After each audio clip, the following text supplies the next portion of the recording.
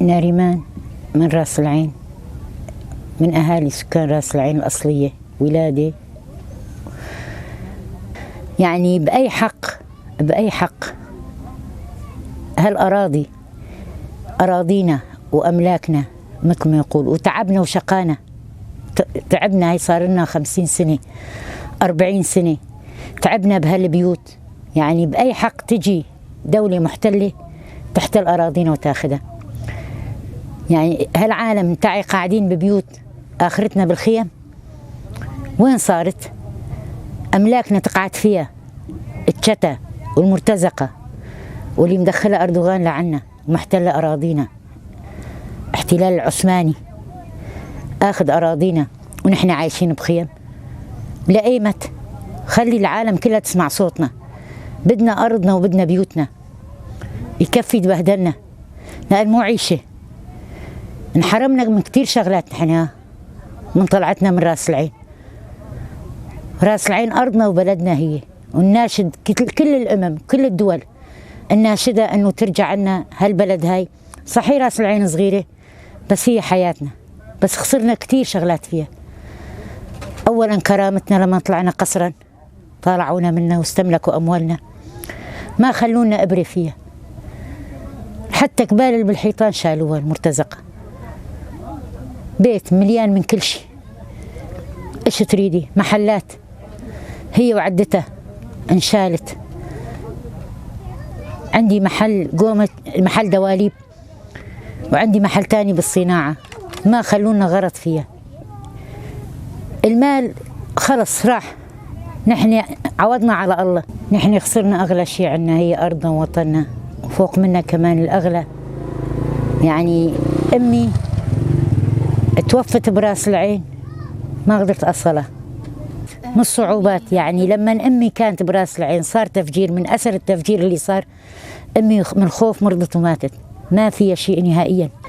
أمي مرة كبيرة اجت معنا طالعناها، عندها 5 أطفال أيتام. يعني هالأطفال هدول أيتام الأم والأب، ونحن مثل ما يقول 4 عيال كنا مع بعض عايشين ببيت واحد. وبالحسكة يعني واحد مثل ما يقول عم يعطيك البيت، عم يمننك فيه، عم تدفعي آجار كمان، وعم يضربك منية فيه. أمي قالت يا بنتي ولاد غير بيتهم ما يشيلون، آخذهم أروح على البيت لهونيك. قامت أخذت الولاد ورجعت على راس العين، وبصعوبة طلعت على الرقة، من الرقة راحت لراس العين. لما راحت على راس العين مثل ما يقول هونيك هي بقاعدة هالأطفال عم يلعبوا برا، صار تفجير. أثر التفجير لبين ما أخذت بيتها طبعا كانوا قاعدين فيه. هلا بيوتنا الشتا قاعد فيه مستملكه.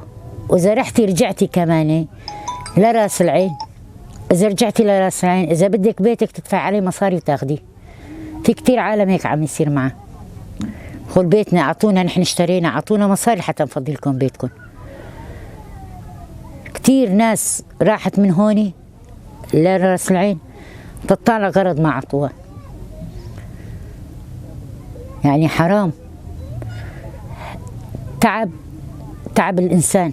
يعني هلا الإنسان خلي أنت طلعي فوتي طلعي بين الخيم، هاي عيشة؟ والله مو عيشة يا بنتي. والله عم نتمرمر عدا الحر وعدا مثل ما يقول لا في حوش يحويكي يستريك، لا هي مثل ما يقول خيمة جنب خيمة، خيمة جنب خيمة. يعني من كل القرى وما تعرفي. يعني مو عيشة بصراحة، مو عيشة. يعني بالبلد كنت تعيشي ببيتك، عندك باب مسكر تنامي فيه، يحافظ يعني سترة. بس والله المخيم مثل ما يقول لما صار تفجير براس العين أمي تأثرت وخافت. أثر الخوف في هاي مرضت، يعني مرضتها وموتها خلال أسبوع. حاولت أروح على راس العين، نصحوني ما أروح. قال يعني إذا رحتي كمان مثل ما يقول ما راح تستفادي شيء وما راح تشوفي أمك، راح تتحاسبي. ياخذوكي رأسا يودوكي لهونيك يكبوكي. على أي أساس؟ أرضي وبلدي ووطني، التراب اللي ربينا فيه اللي عشنا ما بقى نقدر نروح عليه.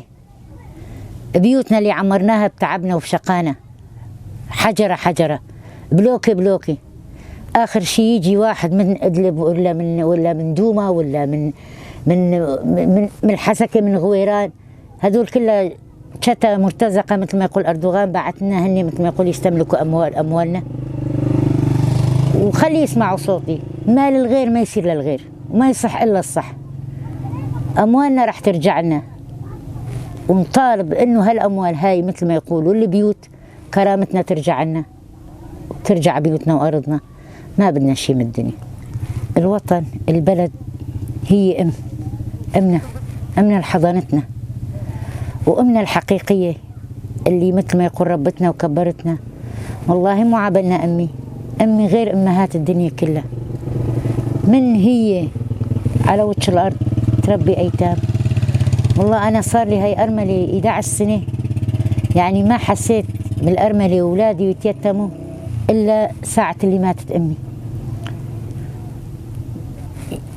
يعني غصة 80 كيلو متر قريبة عليكي راس العين، وأمك بين الحياة والموت ما تصليها، يحطوها هاي جرح بقلبي للموت.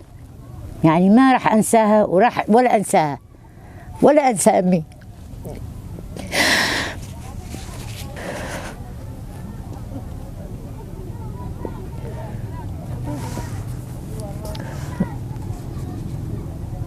شو بتقولي؟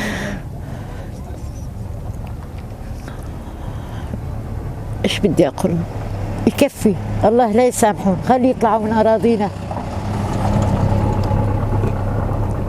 يكفيهم بقى. هي املاكنا مو املاكهم. اردوغان انسان كويس، انت ساوي بلدك، يكفي. جوار اللي جيرانك مالك شيء عندهم. حدا تعدى على اراضيك لحتى فات، حتى مثل ما يقول 100 جيران لعندك لحتى فاتوا على اراضيك لحتى انت تتعدى على اراضي غيرك. بدنا اراضينا، بدنا بيوتنا، خسرنا بما فيه الكفايه. يصيروا قربان كل نقطه دم اللي نزلت على الاراضي اللي انسقط فيها من شهداء ومن شباب.